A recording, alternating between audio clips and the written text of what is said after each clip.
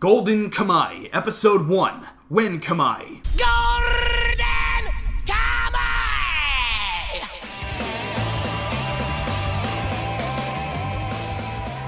What is going on, girls and boys? It is I, Fumencho, back at it once again with another anime review. Today we are talking about Golden Kamuy, the premiere episode. I believe it's Kamuy. It might be Kamui, not quite sure yet. I'm still learning. We're learning here. This is from Geno Studio. Now, I love their work that they did on the previous series last season, Kokoku. I thought that was a really interesting series. They did a lot of cool animation in there, especially around that season half point. That's when things really started getting kicked into high gear. Haven't finished Kokoku yet. Definitely look forward to finishing. I'm probably gonna finish it later this month. So I had some expectations from this series, and plus the PVs looked really cool. I love the character designs. I've heard the manga is excellent. It's sitting at almost a 9 on Mal, I believe. So again, I was pretty hyped for this series going in, and it delivered, but in a different way. It was different than I was expecting it. I thought it was gonna be more sort of action, bloody, just craziness, but there is sort of this subtle kind of storytelling that is happening here that I very much appreciated. First things first, the show opens up to this just incredible action scene. I really love this. You see these Japanese soldiers, the odds are just stacked against them. They are losing this battle. They're fighting against the Russians. Don't know if this is like a fictitious war or is it... I'm not quite sure what's going on there. It's really interesting. I'm kind of digging it right now. But we see these soldiers charging in. You see some really cool animation. I love the way these movements look. I love what Genos does with these sort of scenes, because most studios would go crazy with it, or most like really good studios would go crazy with the scene, but they kind of tone themselves back a little bit. It looks really good, but it's not like in your face good. It's very subtle, and it's easy to kind of follow in terms of everything else that's going on in the series and in the animation. So you see the main character, I believe his name is Sugimoto or Sugimoto, I can't quite remember, I believe it's Sugimoto. He charges in, all of his men are just getting destroyed, they're just getting taken out. You see these Gatling guns and everything, and he just jumps into that trench and just starts just killing everybody, basically. He gets shot, he's bleeding. He claims that he's immortal. You see it later on in the episode, the bear attacking him like any normal person would die there. So I'm starting to think that there is something sort of supernatural revolving around this character, or it's something that the series wants you to believe, and they might, I don't know, they're being coy about it. They're kind of like, I don't know, is he? Like, and I like that. I really do, because it kind of keeps the viewer on their toes. It keeps me on my toes, because I don't really know what to expect. Is he just saying this because he's just really strong, and he's just somebody that has never had to be scared of death because he's just always come out on top? Or, like, is there something supernatural there? Is he actually immortal? He cannot die. Like, either way, I think that's really interesting in terms of the character development of Sugimoto. I like this sort of story here. I like this old man that's just, like, watching him, like, what do you call that again? Like, sift for gold in the water. I've seen that before in, like, some westerns. I don't really know what that is about. Like, I don't really know how you're getting gold from that. Maybe I'm just foolish, maybe I'm completely like out of my mind, but I really don't know how that works. I should probably learn about that. That was kind of interesting, because I've seen that in a multitude of other media, so something to research probably. But this old man's talking to him, and he's telling him this really interesting story about all this this guy that found this large amount of gold, went to prison, and he was unable to tell everyone where he hid the gold. Kind of getting a little bit of a One Piece vibe there. Definitely some Gold Roger stuff going on there. I believe that's the name of the pirate that hides everything. I haven't watched One Piece yet either. Getting to that as well. But he decides to like basically make a map on all of these prisoners. I don't know how many.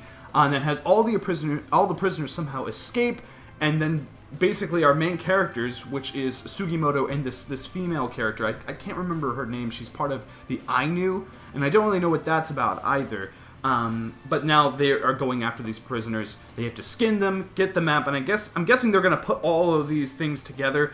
There's probably a way where you could like draw the map from the person. There's probably a way to do that, and not have to skin them, but you know, it's a TV MA series, so they're going to find the bloodiness where they can, and it is kind of cool. I will admit, I don't typically like super bloody, gory shows that are just like in your face, but this series is doing it in a subtle, more kind of realistic Western kind of way, and that's something that I definitely want to point out in the review, is it feels very Western.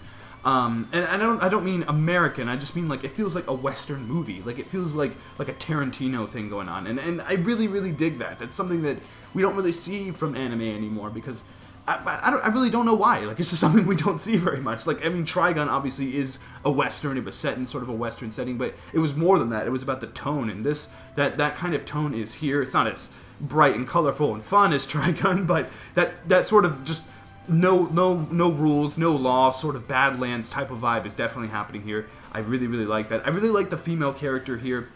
I like how small she is. I like that she's just going in. She's like, you think she's kind of a moe when you first see her, but then she starts kicking ass. The bears.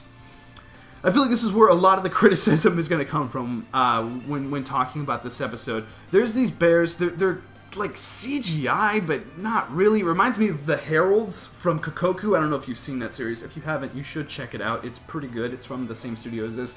There's these big creatures called the Heralds. You see in the first episode, and they're just like monstrosities. They look crazy, but they're like kind of CGI. They move in a really low frame rate, and in that show it kind of works because they're really big.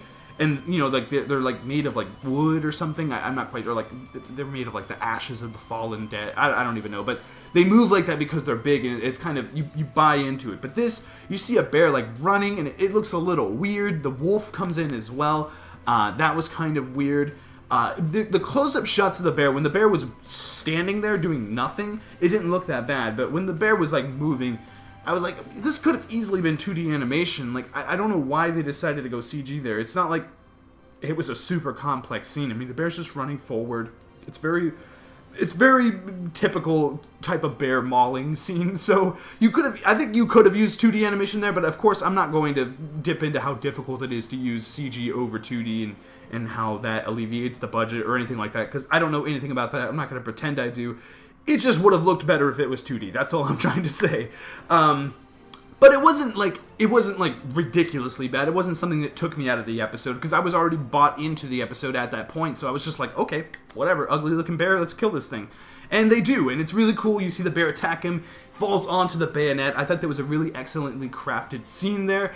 I kind of like this friendship that was built during when they were kind of like prepping for this bear to come. I like the idea of a monster bear too. Like, oh no, this bear, he hasn't been hibernating. He's just been starving himself all winter and he's ready to eat. Like, that was really, really cool. I love how she set that up. And then I love when they're prepping for everything too. I thought it kind of built the scene up. You were like, oh damn, this bear is like, this is going to be a serious brawl. And it was. You see the bear charge in, the poison and everything. It was cool. It was a very well crafted fight. And I like the conversation when she's skinning the bear and he eventually skins the dude, the prisoner that dies.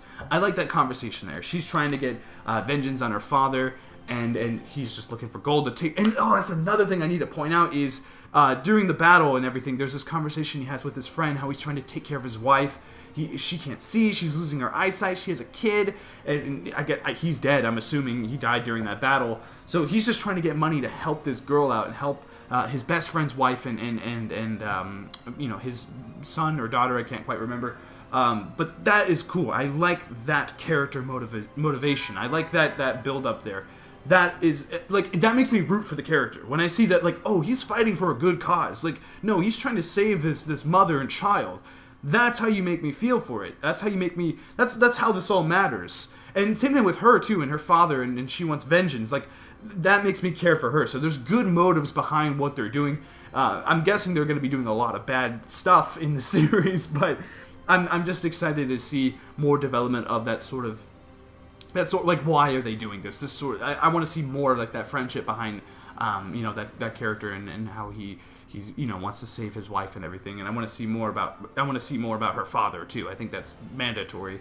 But all in all, this was a really good episode. There is an after credits scene, by the way. It's really quick. It just shows, I'm guessing, a villain. Somebody's on their tails. That's kind of cool. I'm excited to see that develop as well.